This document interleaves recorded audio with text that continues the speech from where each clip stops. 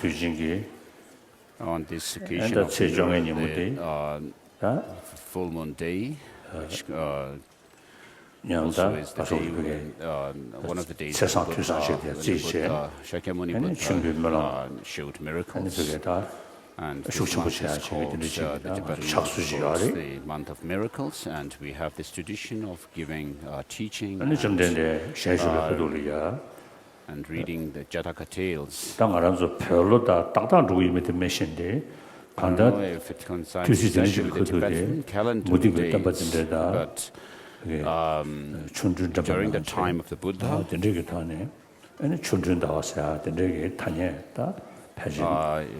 said that the Buddha actually had a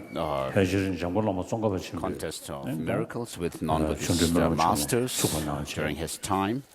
And this particular event is being commemorated in our Tibetan society, and it was started by this tradition of commemorating Buddha's miracles. Was started by Tsongkhapa, and for the last over 600 years, this has been going on in Lhasa. And then after 59, we have continued this tradition in exile, and also inside Tibet, due to thanks to the previous Panchen Rinpoche, this also was reinstituted in Lhasa, and we have been doing this ceremony or commemorating this event in exile as well. So what are we commemorating here? The Buddha Shakyamuni, who lived around 2,600 years ago. We are remembering his great legacy that he has left for us. Generally speaking, we have other Buddhist, other teachers of other religious traditions, such as Mahavira of Jain tradition. And then there were other great masters of Indian religious traditions. And then after the Buddha came to this world, Jesus Christ, the founders of Christianity and Muslim, Islam, and also lived. Came to this world, and then there were also masters of Taoism and Confucianism and so forth in China.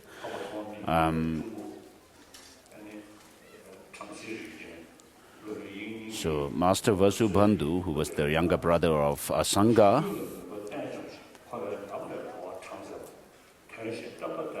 he makes this homage to the Buddha in the beginning of his Abhidhammakosha, treasury of higher knowledge, praising the Buddha for having overcome all his ignorance and also having become awakened and fully enlightened. So this is aware of everything, and then through his knowledge he gave his teaching accordingly.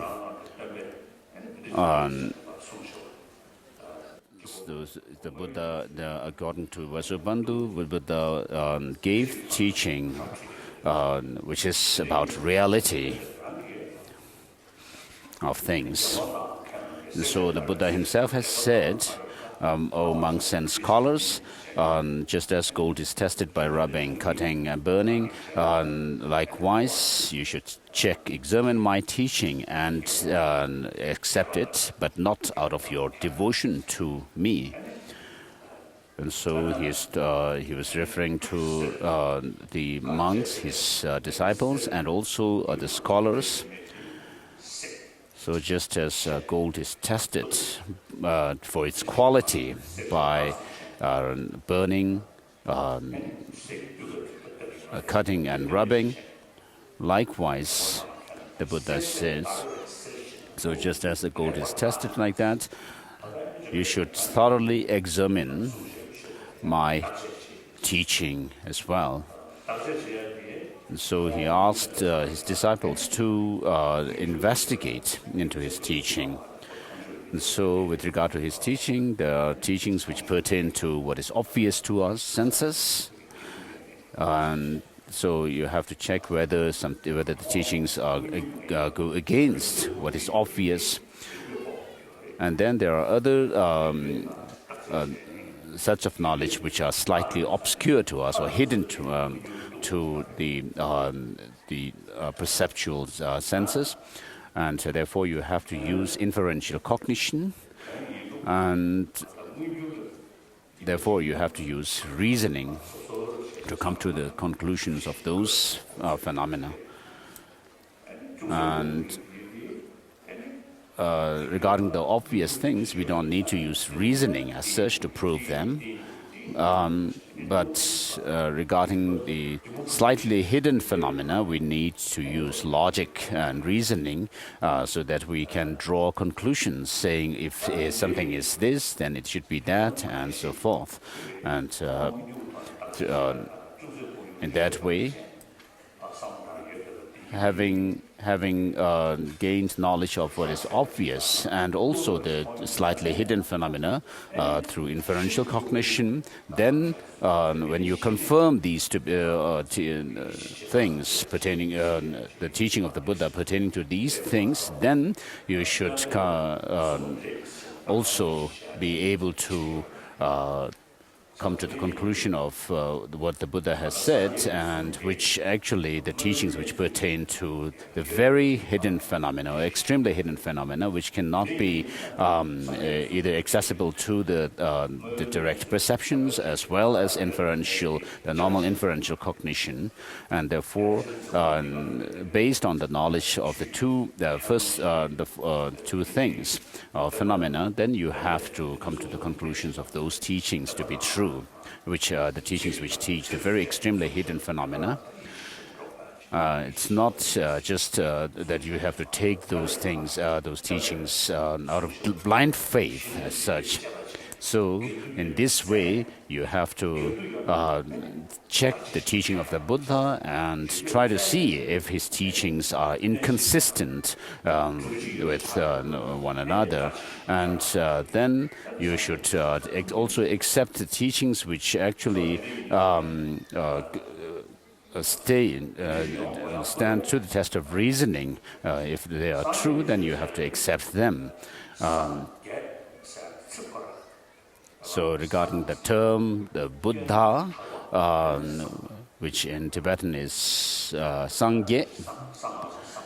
So Sang means, can be referred to what is being purified or clarified, and what actually is the agent to clarify, and what actually happens through that clarification, or so what do you overcome or clarify is the faults that we have, the shortcomings.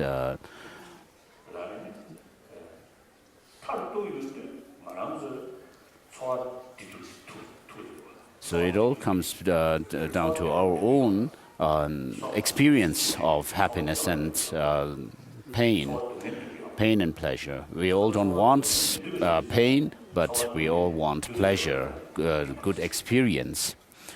And therefore, what we need to do is we have to create the causes. We have to know that the causes which bring about happiness are the positive actions, and then those causes which bring about unhappiness or suffering are negative. So since we don't want suffering, we have to get rid of the causes of suffering and therefore clarify them. So how to go about with that is by knowing the reality. So one of the main causes of suffering is ignorance, not knowing the things correctly. And so the Buddha has said that the ignorance is the ultimate cause of our suffering and pain. So because of this, we cause pain to ourselves. So if we don't know the reality, if we don't know how to actually make our living properly, then we will not be able to make our living. And therefore, we have to know the causes and conditions.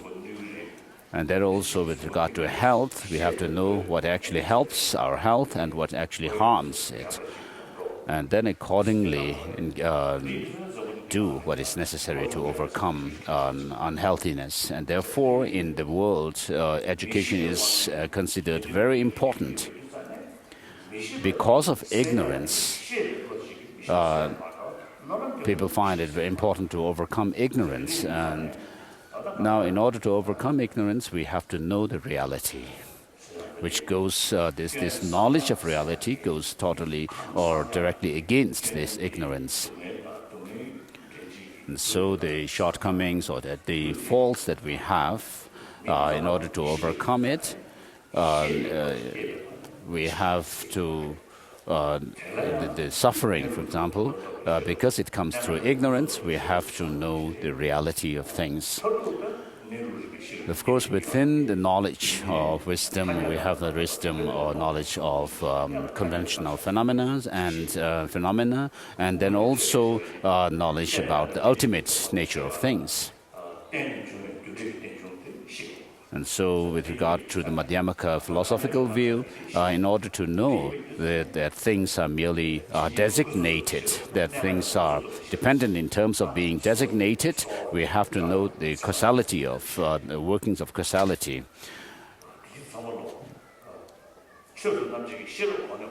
So all this knowledge that we actually try to gain in terms of the conventional and ultimate nature of things is in order for us to be able to overcome suffering and lead ourselves to liberation, freedom. So in order to reach that goal of liberation or nirvana, we must develop the wisdom or insight into the ultimate nature of things. So how do we overcome or get rid of these faults that are within ourselves is by developing wisdom. So is there a possibility for that? Yes, because the mind has its own intrinsic nature. It has this inherent nature of being cognitive about things. We do not need to cultivate it fresh, but it is natural in us. And therefore, in order to the fact that we are able to learn things, know things, and perceive things is because of this very nature of the mind having the cognitive nature.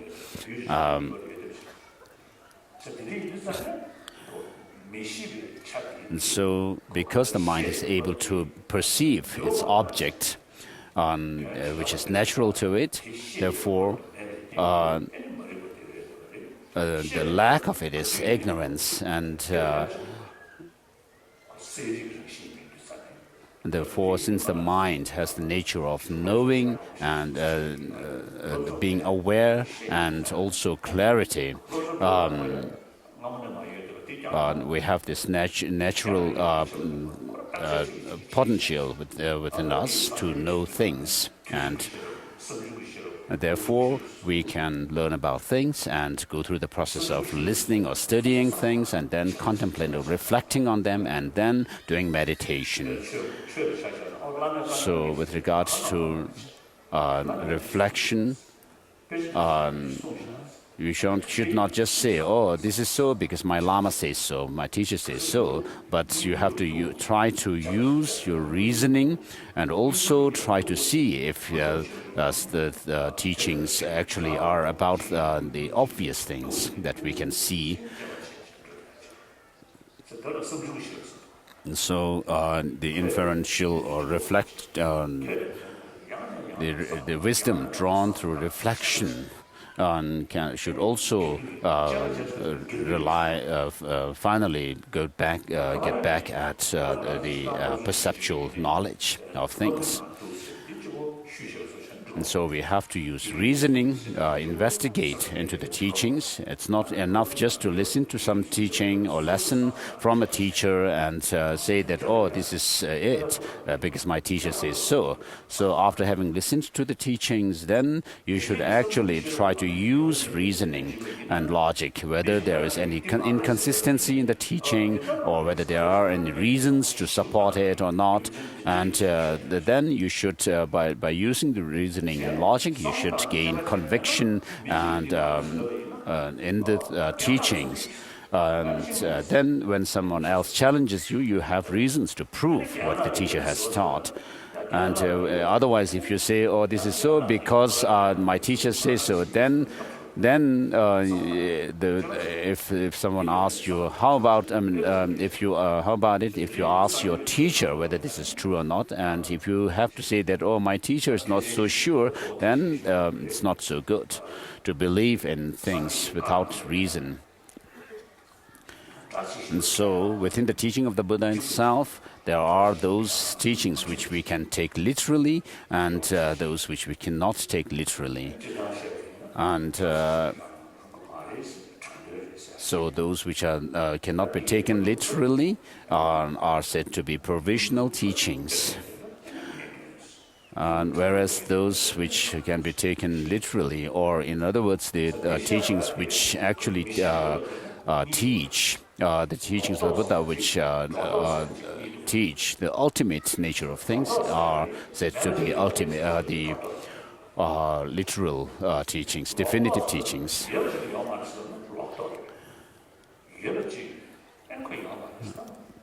So, for example, when you say, although something does exist, but you say it doesn't exist, then that is a misconception. And in fact, it's like denying things existence to what actually exists. Whereas when you say that so that's kind of a deprecation of things, and then there is another misconception, which is to exaggerate about things, or saying that even though something doesn't exist, saying that it exists. And so all our education is about overcoming these two types of misconception, exaggeration. Either you reify things or you deprecate them or deny their existence. So with regards to material development, I mean, it's happening each year. Things are becoming better and better.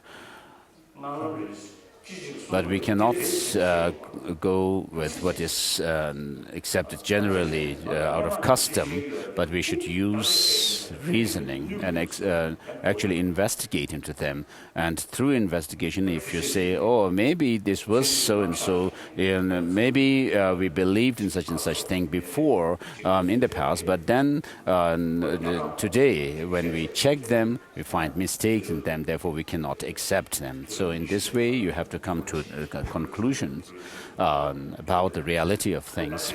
And then over the centuries, things have changed.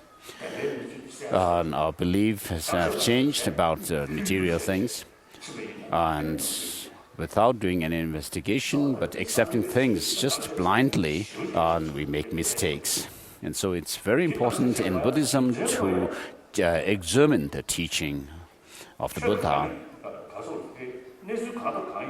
So whatever it may be, Buddhism says that everything is interconnected. And if things were not interconnected or dependent on other phenomena, other factors, then, of course, there is nothing which can be said to be true independently without relation to others. And so there is no absolute truth or reality. So even good and bad come about through and happen through many different factors. And there's nothing which come about independently without being contingent upon many factors. And in Heart Sutra it says form is emptiness, emptiness is form, and form is not other than emptiness, and emptiness is also not other than form. And so in Buddhism it is said that everything is dependent on other factors, whether we talk about environment. If we can look at the environmental issues from this perspective of interdependent nature of things, or in terms of economy,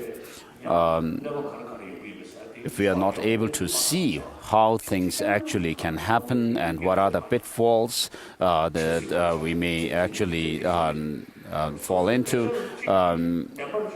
without knowing them, then we make mistakes, thinking that whatever you know is the truth and reality, and then just focusing on that, and then you make mistakes. And therefore you have to look at things holistically from many different angles and not try to be stubborn, saying that, oh, this is it because of this, and not really using much reasoning. And so with regards to Buddhahood also, you have to know what causes and conditions bring it about. You cannot have only one cause to become a Buddha. And so because of lack of knowledge about this interdependent nature of things, we have made mistakes in terms of our environment and economy and so forth in the world. There are about 7 billion people. No one wants trouble. No one actually intentionally wants to create problem. But we have many problems, many of which are human creation. So we don't want problems and troubles, difficulties, but why do they happen? It is because we lack the holistic view, and we only focus on very few causes and conditions in order to fulfill our goals, and that's a mistake. And so if we look at the situation inside Syria, of course the leaders didn't want problems, but because of their stubbornness, and then they are not able to go with reality. So as we see, we have to look at the example of others, neighbors. If we look at things carefully, people who are very narrow-minded, who are very stubborn and wants to focus only on what they think is right, and then there are many problems. For example, in the case of nations like America, which is a very like a superpower, but we have lots of problems there, and it's the same with China. So the leaders thinking only about their power and authority and not looking at things holistically. And also they should think about the Tibetan situation with a holistic perspective.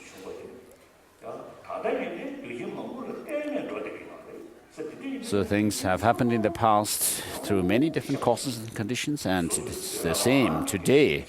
And people should not only force their own views and power,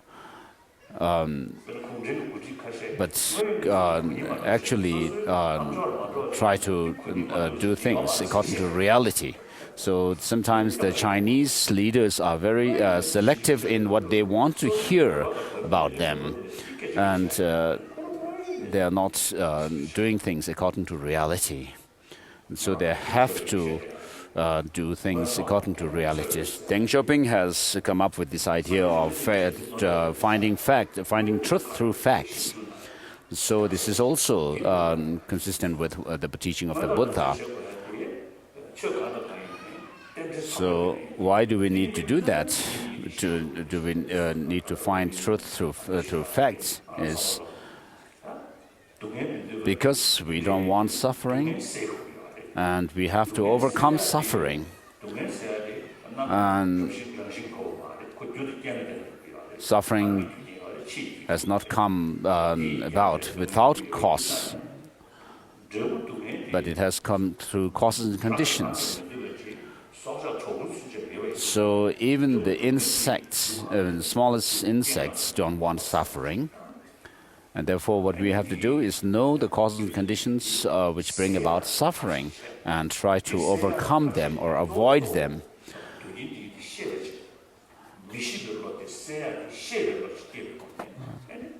And develop knowledge and wisdom, because this alone can overcome the causes of ignorance, causes of suffering. So regarding the term Buddhahood or Buddha, in Tibetan, as I said earlier, Sang means to clarify or to clear ourselves of the negativities. So if you think of helping others, be altruistic and help them, and not being immoral, when you are you have some opportunity to deceive others, which is immoral, you should actually guard yourself from actually indulging in that, thinking that, oh, this person looks very foolish, so I can actually deceive him. So you should not actually practice that. You should not deceive the person, even if you have the opportunity. So you should think that if I become immoral and others will be not like me, then because of that, because you are dependent on for many of your own goodness on others, therefore you should think that you should not make others unhappy, and you should not also hurt others, harm others, because your happiness is dependent on them. And so, with regard to bodhicitta, this altruistic intention to become a Buddha for the sake of all sentient beings, the bodhisattvas are very wisely selfish, as I usually say, because they forego their own happiness and for the benefit of others. So they give up self-cherishing attitude and actually cultivate and develop cherishing others more than themselves. So therefore, they are wisely selfish people. So why do we need to be moral and ethical? Is because of wanting happiness. So if we need trust, if we want friends, we have to have trust. So in order to build trust, you have to be honest, transparent, and think of helping others. So if you try to deceive others, if you try to be dishonest, then you will not have friends. You will not gain trust from others.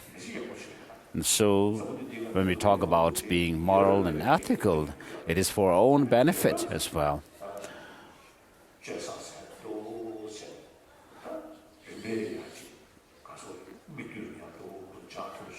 So if we could become examples to others in terms of practicing morality, we can, in a way, to a certain degree, reduce the suffering which we human beings ourselves create. So these problems or sufferings that we have created ourselves, we should have also the means to overcome and get rid of them. So if we are able to cause trouble and problems, then we also should be able to overcome them. So this is logical. To say such thing is logical. So Sangye Buddha is a very high level of attainment. So in order to reach that high goal, we should, in our day-to-day life, try to develop wisdom and see reality, and thereby avoid the causes of suffering and develop those causes which bring about happiness. So you may pray to become a Buddha, but without actually paying attention to your own nature now, your own condition, which is full of, that you are full of negative emotions. If you don't pay attention to this and try to reduce them, then you cannot actually start cultivating the path leading to Buddhahood by overcoming the gross or very coarse level of negativities that are within ourselves. Because Buddhahood comes about by overcoming not only the coarse negativities, but also the very subtle and fine tendencies, negative tendencies as well. And therefore, we have to know the workings of our minds, how the different thought processes happen in us, and how all these negative emotions, like the three poisons, happen in us. So Buddhism teaches about how to overcome them and develop the positive qualities within ourselves, and based on reason and logic. Whereas other religious traditions talk about keeping faith in their tradition, the creator God, and so forth, and then reaching that through that they will reach heaven or and so forth. So of course these are good, but regarding Buddhism, its philosophical main philosophical thrust is in the teaching of selflessness.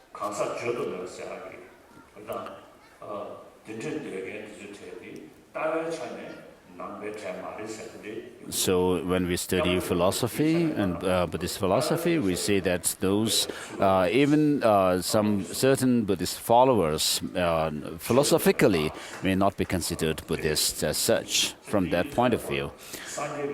And therefore, the selflessness, teaching on selflessness or the view of selflessness is the foundation of Buddhist philosophical understanding. And the Buddha has also said in at certain times that the 5 psychophysical aggregates are our burden, and this burden is carried by the person. And so with that teaching, what the Buddha was actually saying, indicating to these disciples who need such teaching, was that there is a self-sufficiently, substantially existent self or a person, because the subtle, ultimate teaching of selflessness is not was not yet befitting those disciples, and therefore he gave such a teaching very skillfully. And so the teaching of the Buddha, which are translated into Tibetan, we have around 100 volumes of them. And then there are exegetical treatises, about over 200 volumes.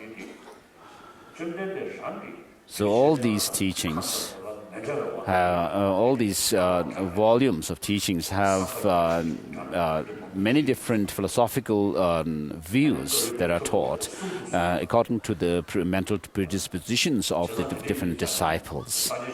And therefore, the teaching of the Buddha teaches us the means or the methods to actually transform ourselves from the level of a very beginner practitioner and leading us upwards. And so sometimes the Buddha, when you read the teachings of the Buddha, you find that as if the Buddha was actually teaching that there is a self, and then sometimes he also has given teachings saying that there is no external phenomena, but everything is mind, and so forth. And so amongst the 7 billion people in this world, about 1 billion do not have any religious belief, whereas the rest of the human population are supposed to be believers. So about 1 billion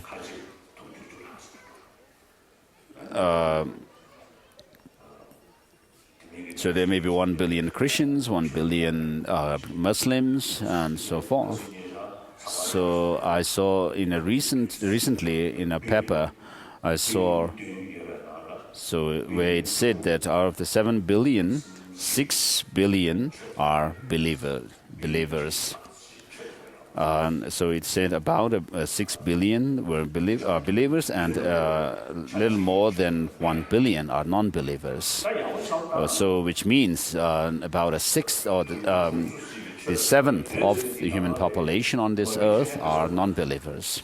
So if we, even amongst those who are said to be supposedly believers, if we look at them, I mean, how many do we find people who are actually lying to others, dishonest?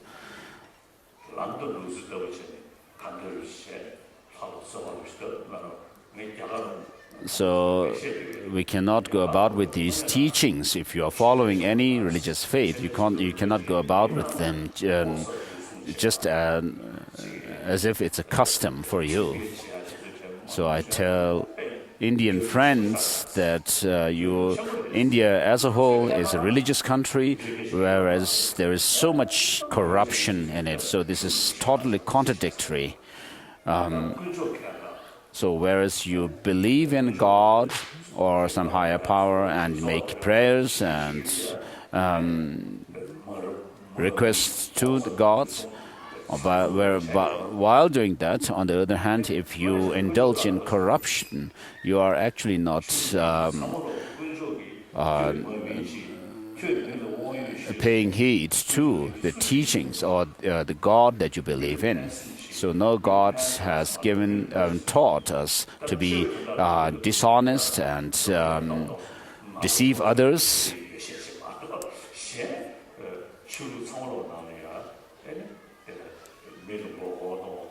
So no religion teaches us to oppress or bully others and deceive them. So people who say they are believers but indulge in corruption, in reality they are not believers, we can say. So we have to respect all the religious traditions in this world, and we should have pure vision of them as well. And then, as I said earlier, amongst those believers of other traditions, when we see people who indulge in corruption, even though they are supposedly believers, we have to take lesson for ourselves that we should not actually go against the teaching of the Buddha, but be sincere followers of the Buddha himself. And so we have to urge ourselves to become sincere followers of the Buddha as Buddhists. So developing compassion or warm hearts is fundamental to living a moral life. So if we examine the teaching of the Buddha, we can see what the Buddha teaches about reality. And then we can also look at the teachings or the writings of masters Nagarjuna and so forth.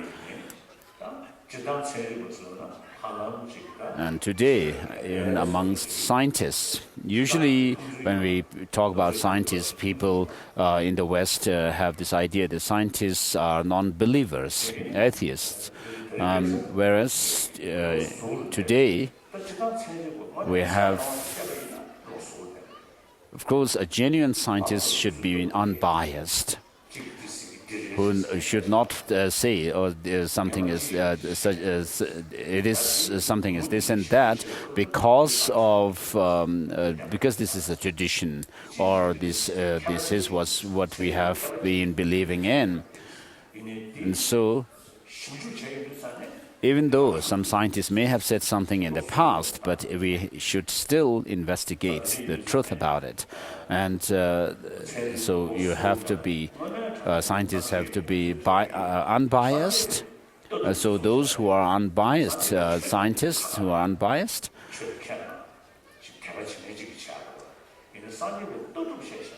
so they, of course, with regard to Buddhist religion or religious faith, it is different.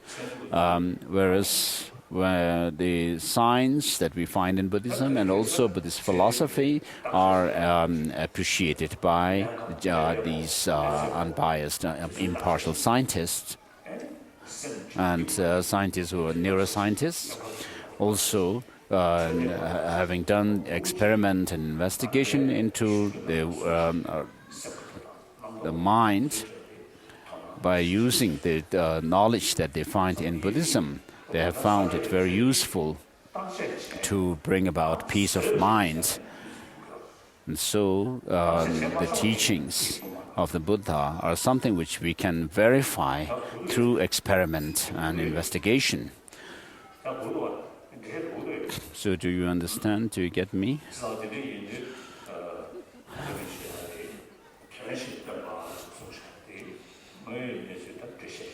So as I quoted Vasubandhu in the beginning, who said that the Buddha teaches what accords with reality. So the teaching of the Buddha is about reality of things. And then there's so much detail given when the Buddha gave his teachings. And then particularly the Nalanda masters who used the system of logic and reasoning, which is marvelous. They have laid down the teaching of the Buddha in great detail, explained it. So for over 1,000 years, thanks to great Indian masters like Master Shantarakshita and Kamalashila, who came to Tibet and established Buddhism in Tibet using logic, and also Tibetan masters like Chabachoji Sengye and also Master Shakya Pandita have written texts on logic and epistemology. And this is what we used as a tool to study Buddhism in Tibet. So many of the things that we find in our classical texts may be things which were actually found in other treatises in the past, just following the tradition. But in Tibetan tradition, we have this rigorous study of philosophy and Buddhism through logic and reasoning. And so what I'm saying here is that after having, I have interacted with many different people around the world, scholars of different traditions, and also scientists and so forth. So many different people from different backgrounds. And having discussed with them, I have found that Buddhism can actually make quite a good contribution in the educational field in the world with regard to the system of mind and logic and so forth. So sometimes I see that Tibetans are less interested in our own tradition, whereas there are many Westerners who take more interest in our tradition. So we have our own language. We don't have to rely on a second language to study the Buddhist text. We have the over 300 volumes of Ganjur and Tenjur, and also commentaries to these written by Tibetan masters, thousands of them. So we have this as our own treasure. So with regard to historical accounts, of course, it's a different thing. But then with regard to the philosophy that we have, Buddhist philosophy, we have to, I always emphasize for Tibetans to engage in study of these texts. So regarding the study, it is something that everyone, whether you're monks or nuns or lay people, everyone should do it. And then Ganjur and Tenjur, the more than 300 volumes of teachings of the Buddha that we have in translation from Indian language and others, have to be used as our textbooks for study of Buddhism. So many people actually agree with me to do that. So I'm not saying it, I'm not imposing some idea on you because because of being a Buddhist, but I have never tried to propagate Buddhism in the West, in the Western countries. But I sincerely explain the teaching of the Buddha to them. And after having listened to my teaching, it's up to the individuals to whether they choose, whether they actually want to keep the teaching or not for themselves.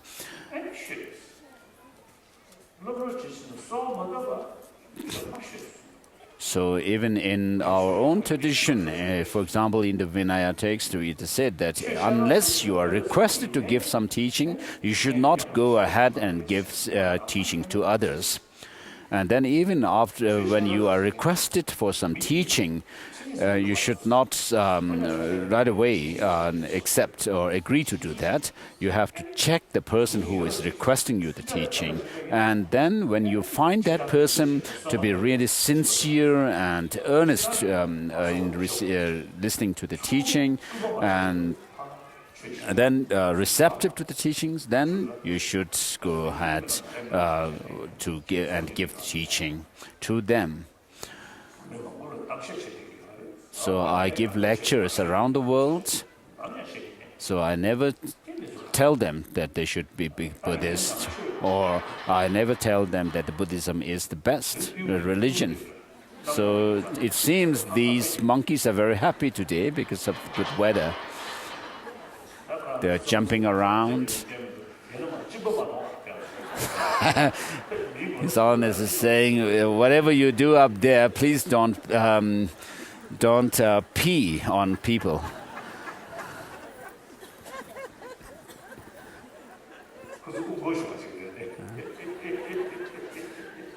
So they are trying to distract us, these monkeys. And so we have to know the value of our own treasure that we have. And then regarding Tibetan people as a race, we have our own language and script, so which is today the best religion or best language to explain Buddhism. Chinese and other languages are not like that. And Sanskrit is almost like a dead language, and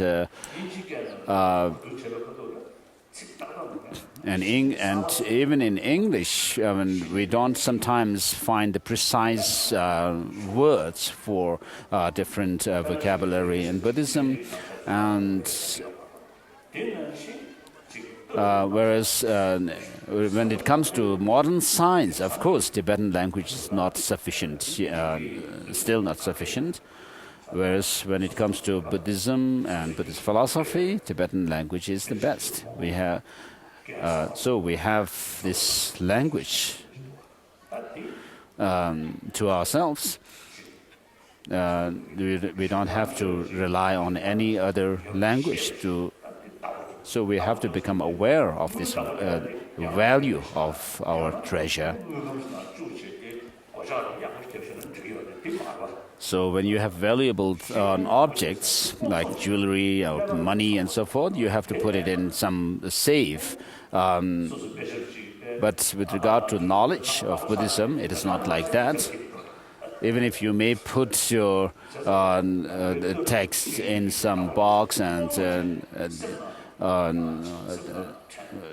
take it on your body, but without using it, it's no use. So you have to study Buddhism. So it's very important to study the texts. So we may even call Buddhism our soul, Tibetan soul.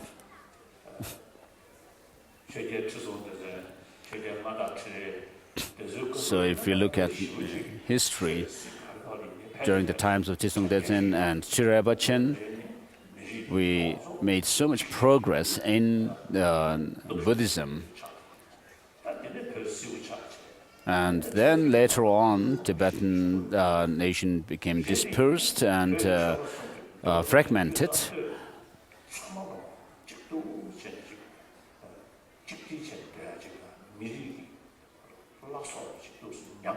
But even in such times, we are not talking about politics as such, but what actually has bound Tibetan people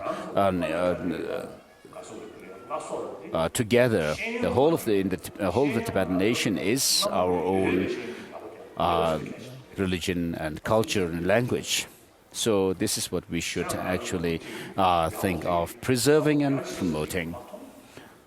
So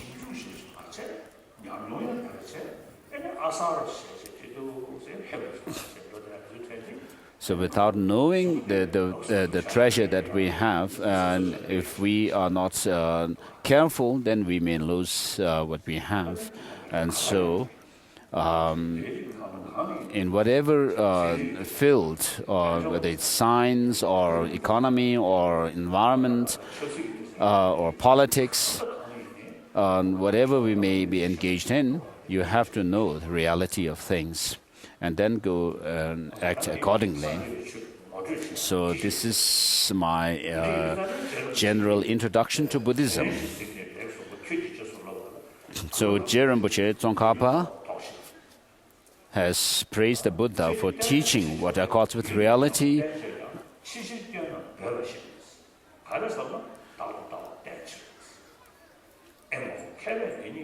And he also mentions that other followers of the other religious traditions or other thoughts traditions, because of propounding or the idea of Atman or soul, they still cling on to some kind of a substantial entity of a self, and they cannot be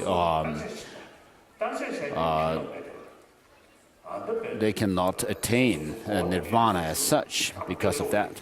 And so seeing this difference between the two, traditions of Buddhism and others.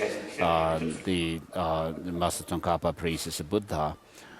And so you should know what the teaching of the Buddha is about well, so that even if someone comes and challenges your belief, you can actually prove them through reasoning.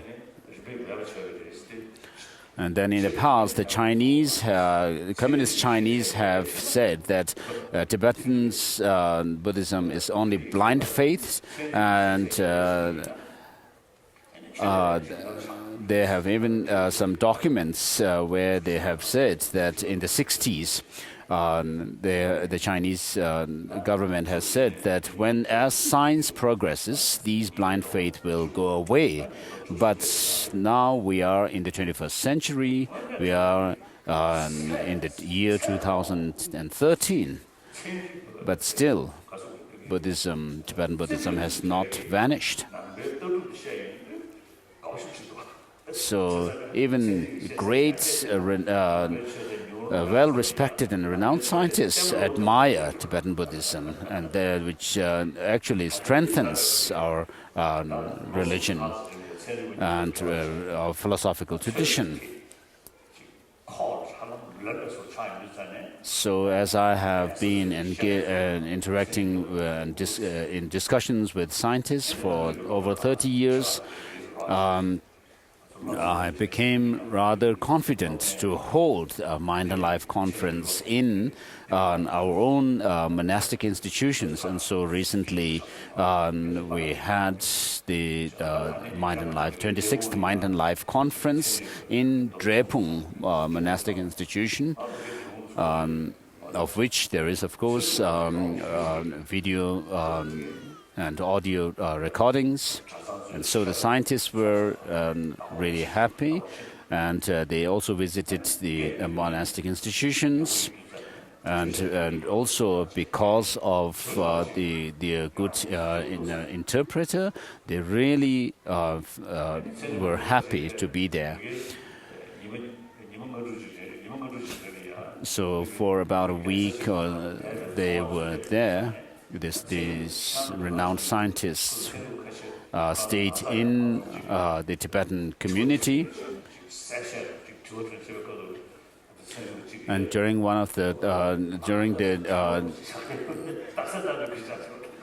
the discussions, the Mind and Life conference, even the scientists were imitating the Tibetan monks in debate, clapping their hands while they were doing their own discussion during the conference. And so they really, during the conference, in the conference itself, as well as when they met me personally, they were really appreciative about what's their own experience of monastic life. And one of the scientists even told me that he was not a Buddhist, but he believed in past and future lives. So they are using their mind, their brain, and not being stubborn about their own views. And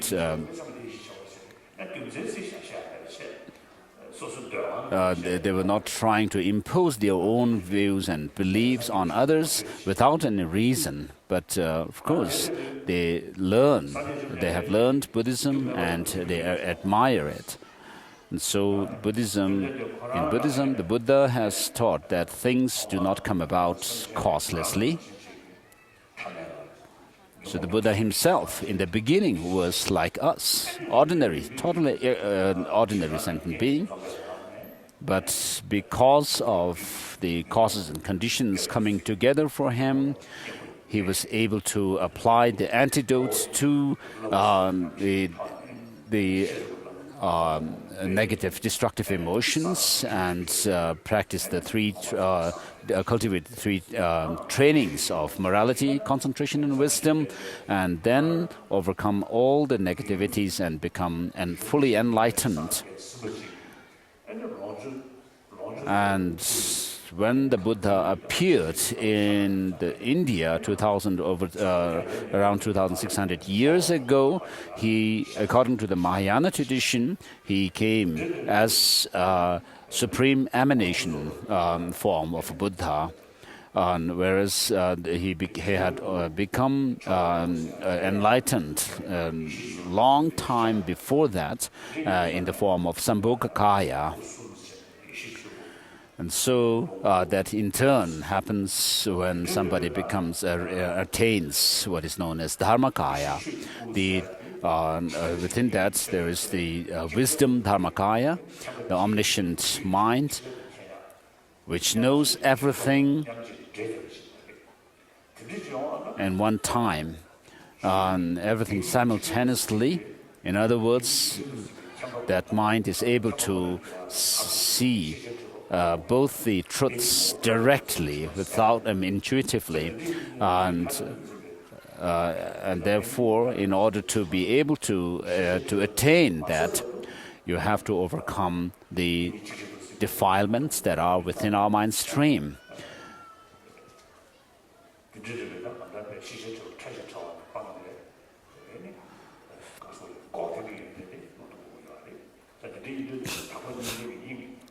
And so unless one has overcome both the mental defilements or obscurations known as afflictive emotions and the obscuration to knowledge, you will not be able to attain the omniscient state of mind. And therefore, the purification of these two defilements have to happen. And therefore, the purification of these two defilements is the total purification of these two defilements is the Swabhavakaya of the Buddha.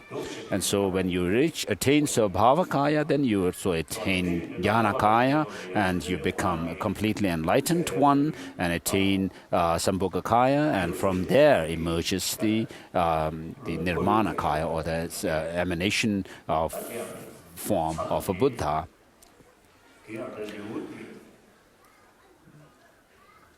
And so, with regard to the Jataka tale,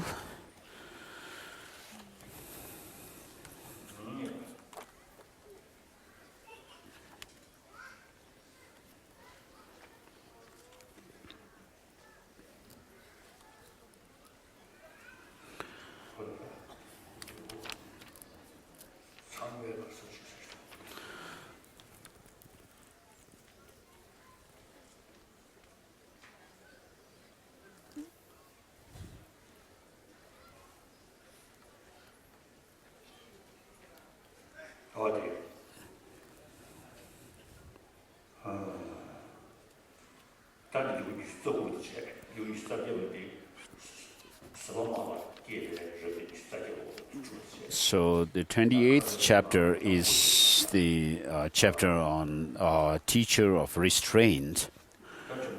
And then that was finished. And then the 29th chapter is a visitor from Brahmalok. So we talk about the three planes of existence: desire realm, form, and formless realms. So desire realm is the realm where beings are attached to the sensual objects, the very coarse sensual objects, the five sensual objects.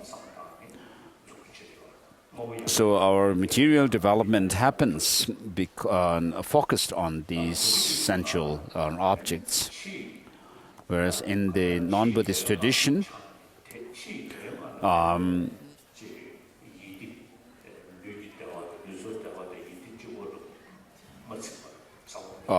the true practitioners are not contented with the sensual objects, but they focus on the internal, developing the mind internally. And therefore they have what is known as the Brahma vehicle. And then there is the the vehicle which is called the vehicle of humans and gods, where we have the practices of paying homage and respecting gods and deities and so forth.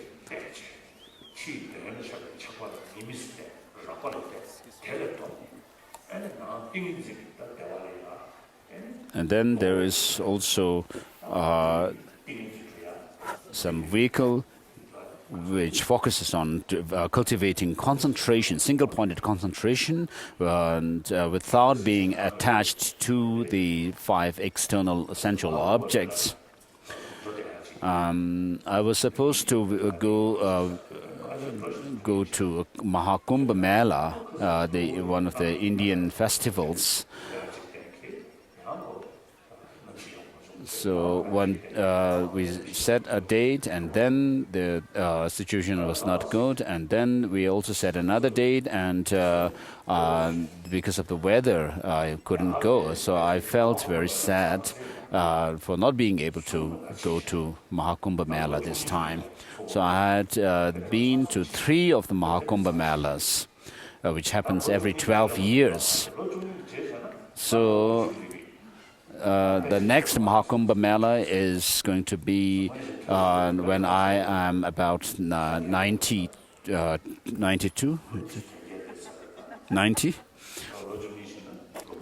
So 90, so it would be very difficult for me. So I would have to say I have no idea about Mahakumbh Mela at that time. So I wished I could visit. And I was thinking of meeting with many religious leaders, and also I wished also to send a message that I wanted to meet some meditators, Hindu meditators. So there are these people who actually see the attachments to these coarse sensual objects as being negative. And then they focus on cultivating single-pointed concentration.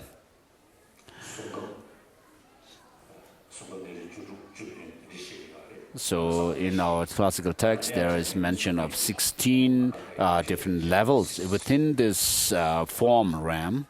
And then there are the 4 formless realms. In Kala Chakra, there's mention of 31 different planes of existence, starting with the lowest hell realm up to the highest formless realms. So, generally speaking, we can see there are many different levels of the subtlety of mind. So there is a mind which is active when we are distracted, and then there is the state of mind during concentration.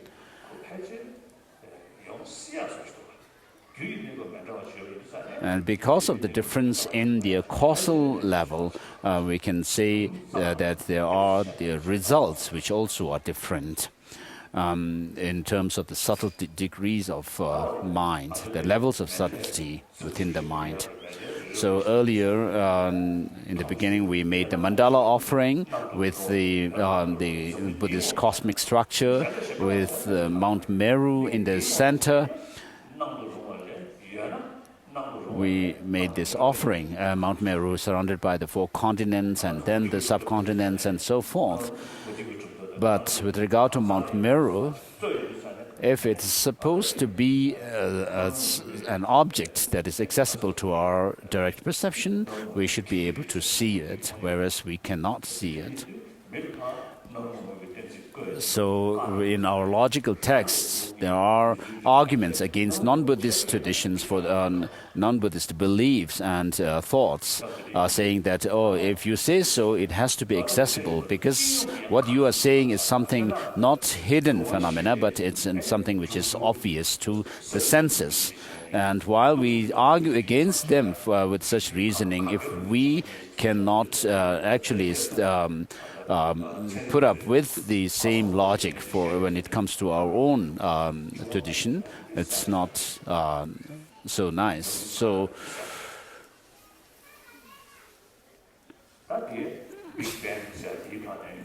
the universe is limitless, and we talk about the Big Bang. So from there started all these different universes.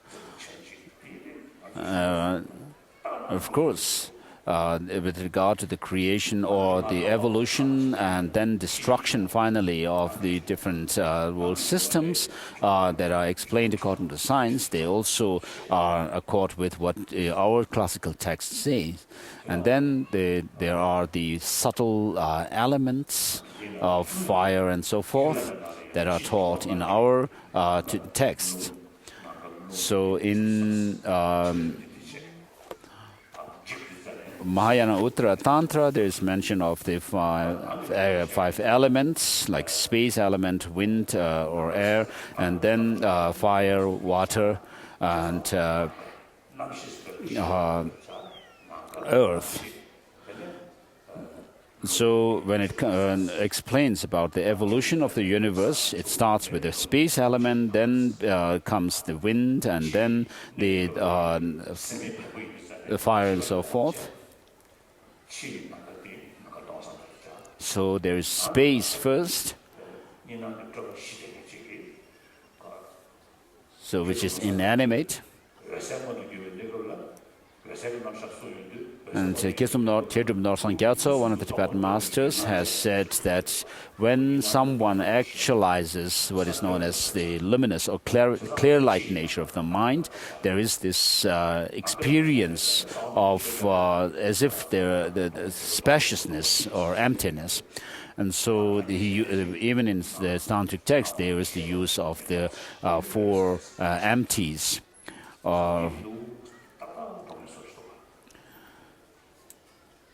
When we go through the dissolution process of the elements in our body, in ourselves, there is the explanation of the four empties. And so similar dissolution process happens in the external world as well.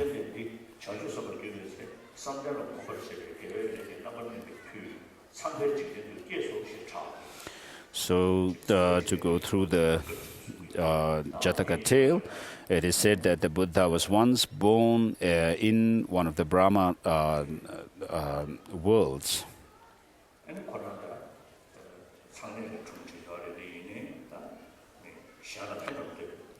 So in one of the Bhagwan's previous lives as a bodhisattva, because of his constant practice of meditation and his vast store of good karma, led him to take the shape of a Devarshi dwelling in the realm of Brahmalok, the region of the heavenly delights.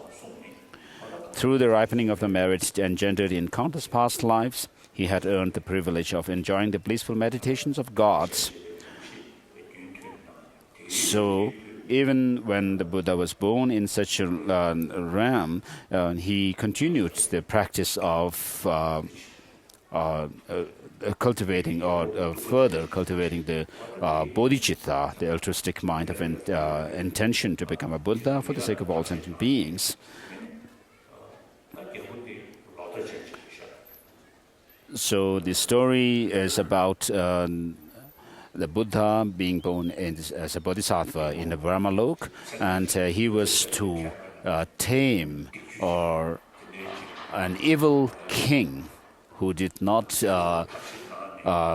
pay heed to the law of causality and indulged in all kinds of negative actions.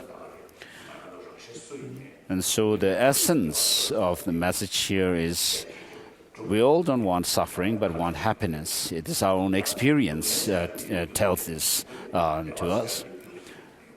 Both of pain and pleasure come from their causes and conditions. And therefore,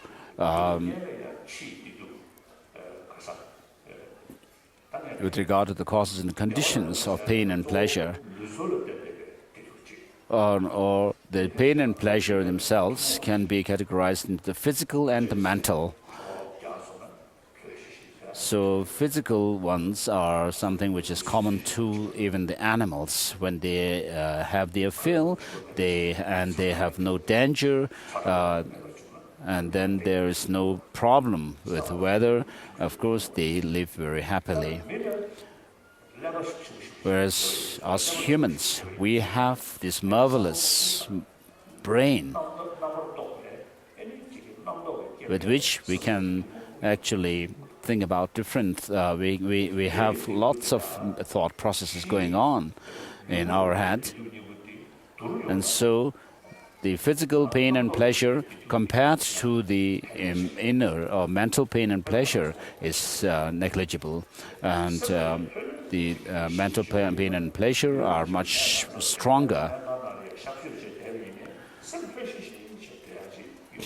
So even if you may have some very intense pain, physical pain, and you may have gone through surgery and you're in pain, but if your mind is calm, then the physical pain doesn't really disturb you. Whereas even if you may have all the necessities of life, but if you are disturbed in your mind, you have no peace of mind, then you will not enjoy the facilities that you have. And then because of our intelligence, we also have more powerful memory. We can actually have memory of the human history, which has things that have happened hundreds of years ago. And then, accordingly, we can also have lots of thoughts going on in our head pertaining to what happens to us or what will happen to us. And so, Chu, or religion, or for example, in the case of Buddha Dharma, means making transformation within ourselves. So that we create the causes for more blissful or happy experiences, and to overcome the causes of unhappiness.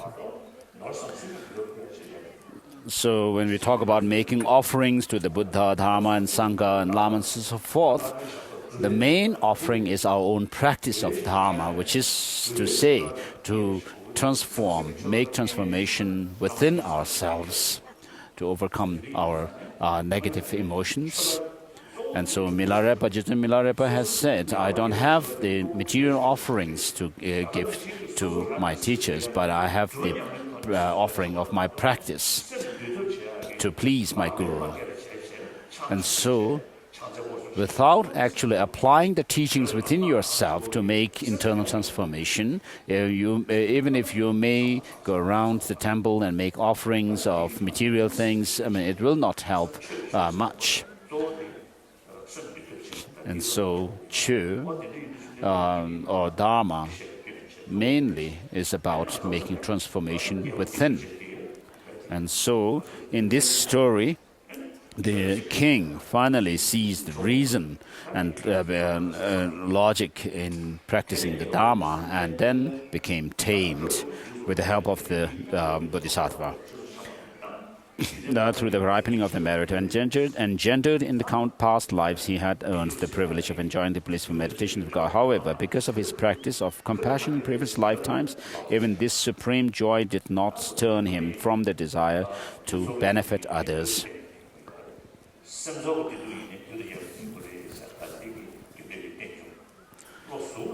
So what this Jataka tale is saying is showing us is that our pain and pleasure come through causes and conditions. And it teaches about causality, law of causality of things.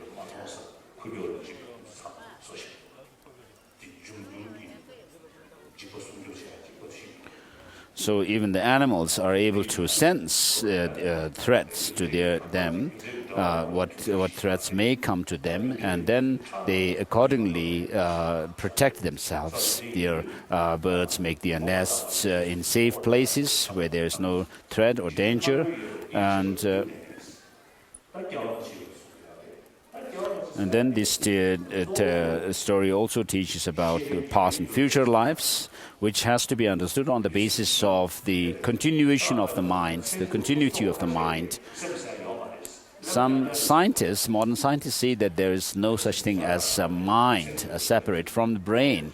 It's only the brain activity that gives rise to consciousness. So I have met some scientists who say this. And then I asked him or her, then I told him that we as humans are able to know about what has happened in the past, like in the 18th or 19th centuries. How does that happen? I asked him.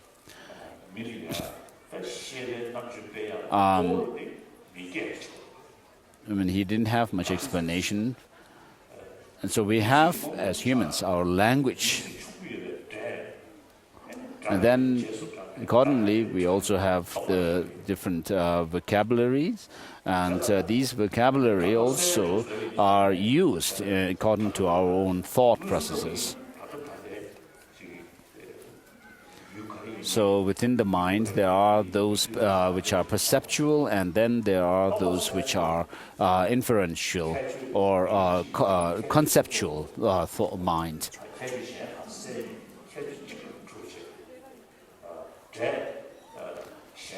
So conceptual mind or conceptions actually work in such a way that there is the element of what is known as the principle of elimination or exclusion. So when we think about one thing, we are not able to think about others at the same time. And when you accordingly, our language also works in the same way.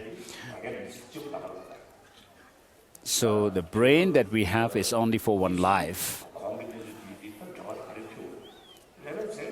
So if we talk about remembering the things that happened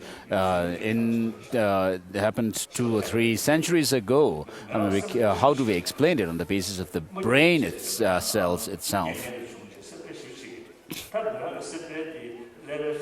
And this scientist was very unhappy because of his mother.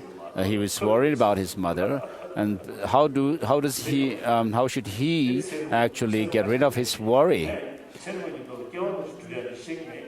When I have discussions with scientists, I'm not talking about past and future lives as such. And of course, in the case of the Christians, they don't believe in past and future lives. But when people ask me frankly on this, then I talk. Recently in South India, I asked whether the mere coming together of a semen and ovum, sperm and ovum, can give rise to human consciousness or not. Sperm and ovum which are perfect, without any defects. As soon as these two come together and forms a gamete, is it possible that you can say there's consciousness or not?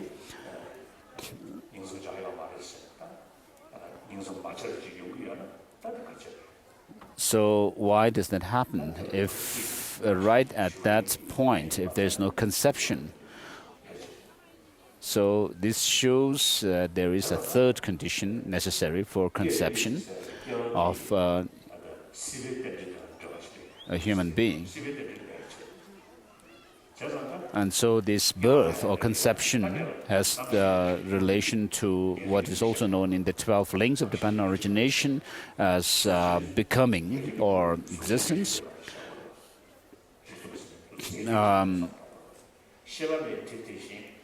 So when in the physical world, we have to have continuation of the things, in terms of their substantial cause. And so similarly, in the world of mind, we have to have substantial cause for a next moment of consciousness.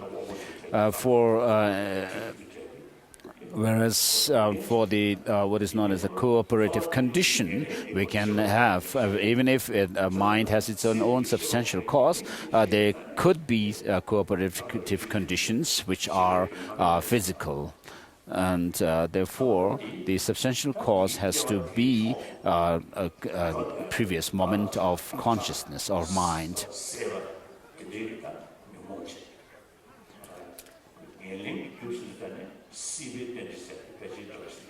And so, for a rebirth or conception in a mother's womb, we should have a continuation of a mind that has existed in the past, and therefore we can talk about the existence, the 10th limb or link in the 12 links of divine origination. And then there are other factors which also play their role in bringing about rebirth or conception, such as those of the craving, grasping, and so forth.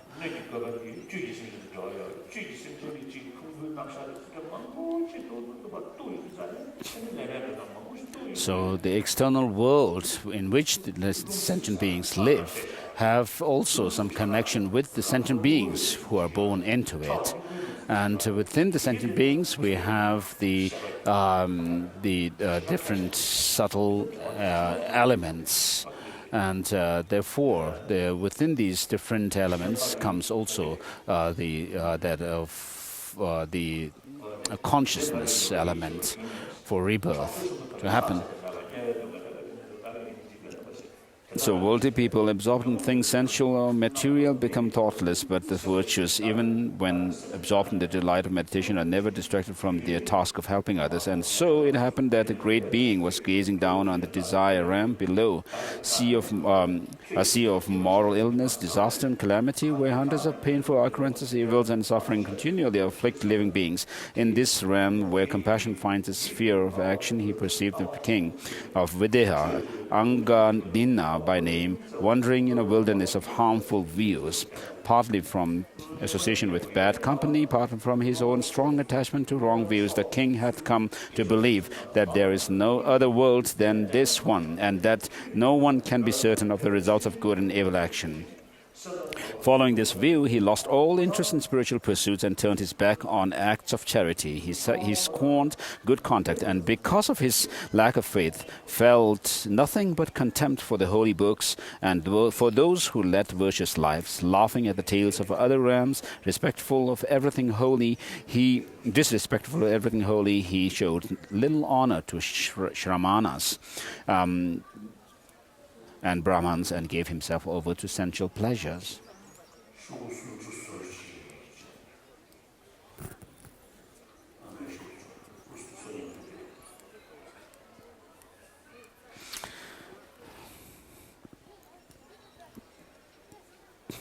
His Holiness is finding his page. And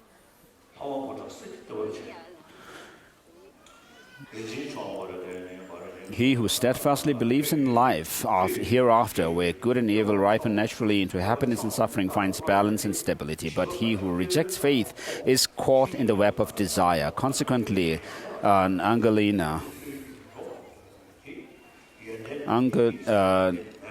Angadina's conduct and views were creating problems and suffering for his people, a state of affairs that aroused the compassion of the high-minded Devarshi. One day, when the king was enjoying himself in a lovely arbor, idly pursuing his pleasures, the Bodhisattva descended in his brilliant chariot before the king's very eyes. On beholding the luminous being, blazing like fire, pulsating like a ball of lightning, radiant as a million suns, the king, overwhelmed and alarmed, arose from his seat and with palms respectfully joined, asked the being who stood before him, "Who are you? You whose form delights the eye, O being with lotus feet, O being who walks in the sky and shines with the luster of the sun." The Bodhisattva replied, "Know me, O king, as a devotee of the Brahmalok, who has gained the region of heavenly delights through the power of my mind's clear composure, which vanquishes both desire and hatred. Those two proud foes, resembling chiefs of hostile armies in battle." On hearing this, the king, with kind words of welcome, offered the great being the hospitality due to worthy guest, water to wash his feet, the various offerings. So in Buddhism, we talk about the basis, which is the ground, about the reality of things, and then there is the path which we proceed along. And so when it comes to teaching of the Buddha first gave the teaching on the Four Noble Truths. So first he recited the Four Noble Truths according to their in terms of their nature or identity. And so he says, and then next he talked about the Four Noble Truths from the point of view of their function. So, which means that the suffering has to be known, and the cause or the origin of suffering must be overcome. And then the path must be cultivated, and the cessation or true cessation must be cultivated or actualized, and the true path cultivated. And so, in order to overcome suffering completely, you have to, and to reach the liberation, you have to overcome the causes of suffering completely and reach cessation or liberation.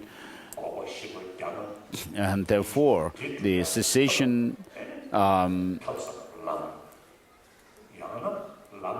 with regard to the Four Noble Truths, each have their four characteristics or attributes.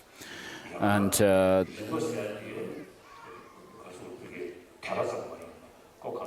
so cessation, with regard to cessation, the four qualities are like excellence and so forth. And then we have the four attributes of the path, which is the path that you cultivate. And then path also has the attribute of knowing or becoming aware of things. And because of this knowing or being aware of the nature of things, reality of things, you are able to see the reality and therefore overcome ignorance and thereby overcome the cause of suffering. And in this way, you cultivate the path. And so the Buddha gave teaching on this path, the Four Noble Truths, to the king.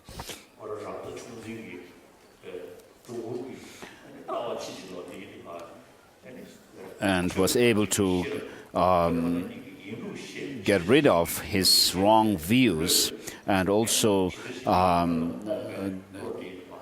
being stubborn about his own beliefs, and thereby turning the king into a very humble person.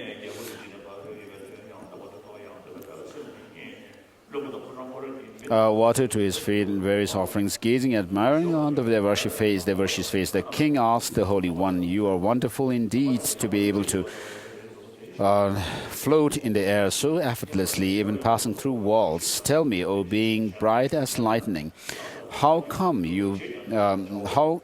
came you by this natural power?" The Bodhisattva replies, "Such powers are the natural results, O king, of meditation, moral contact, and restraint of the senses. After countless lives in constant practice, I have achieved such results as this." Angadina sighed. "Do you really think there is such a king as a world beyond?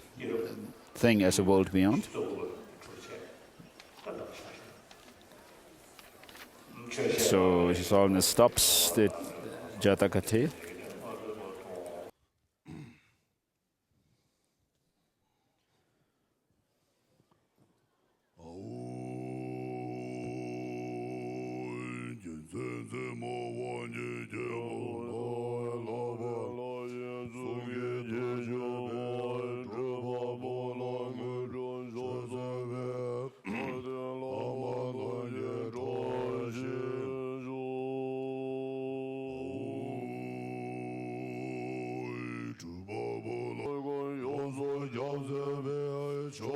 za nie